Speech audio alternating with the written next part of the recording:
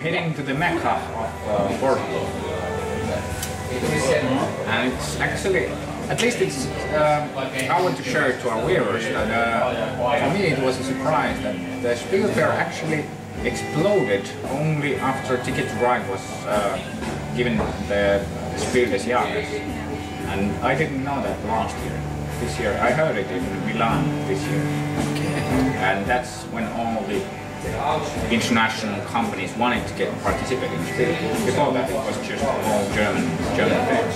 It's only actually gotten bigger because for the first time, a non-German game got the huge publicity and the huge sales by winning the most precious prize. And and from that point of view, I'm actually quite proud of myself. That, okay, it was 2004, I think I remember right. Then I think I heard about Spiel for the first time in 2005. I started my company in 2006, and in 2007 I was already in Spiel. I'm quite happy with myself in that perspective. I'm also very happy about my experience with Spiel.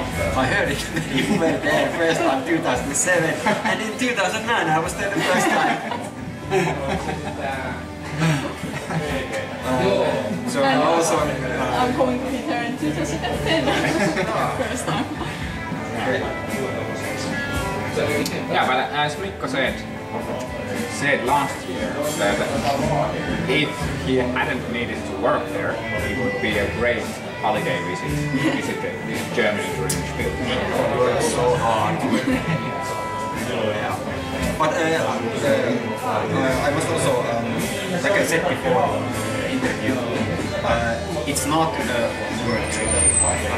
Of course, we are working there. We are selling our games. We are introducing them there. We are discovering a new ones and test play them. But also, you know, when you are part of this kind of happening experience, it's not a working trip. You are with your friends there, you meet people. And they are your own people. Yes, they are. Yes, that's true. Like gaming them. Yeah. So it's a part of a working trip. It's also part of the holiday. Yeah.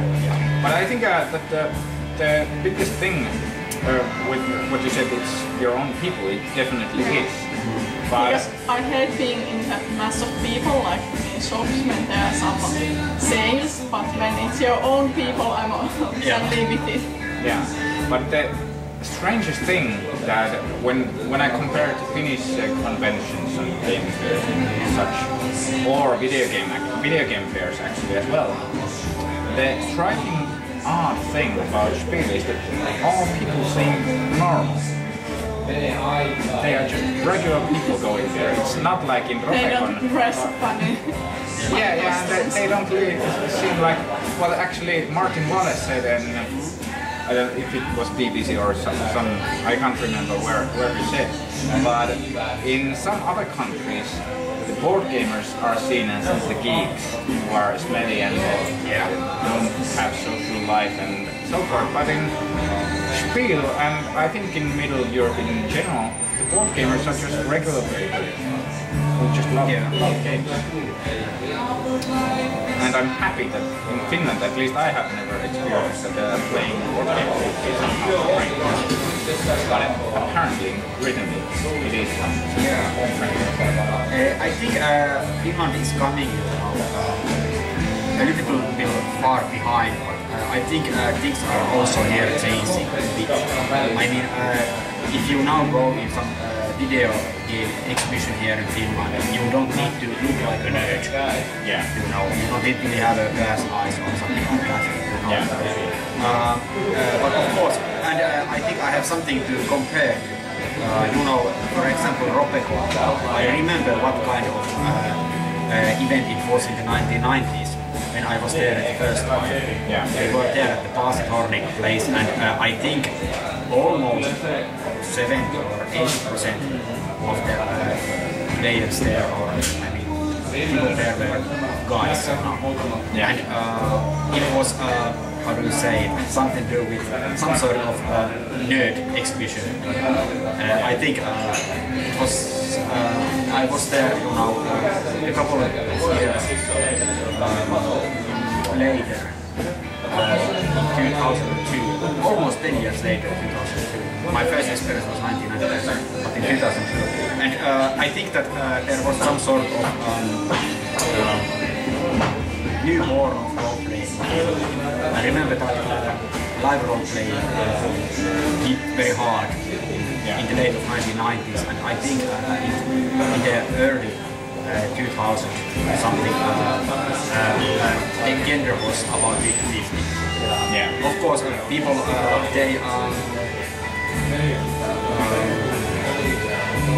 they dress themselves a little bit